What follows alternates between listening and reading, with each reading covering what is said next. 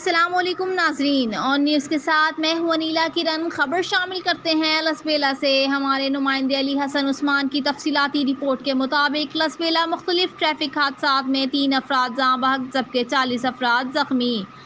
جب بیلا ہائی پاس پر سڑک حادثے کے نتیجے میں عبدالعزیز ولد محمد رمضان سکنہ مردہ کالونی بیلا حادثے میں جاں بحق اور گلا ولد عبدالحمید ساکن مردہ کالونی بیلا بھی زخمیوں کی تاب نہ لاتے ہوئے جان کی بازی ہار گئے، جبکہ 2 افراد شدید زخمی ہو گئے۔ زخمی ہونے والوں میں سلیم اللہ ولد فیض محمد ساکن گوٹ عارف والا اور عبدالستار ولد علی محمد ساکن گوٹ عارف والا شدید زخمی۔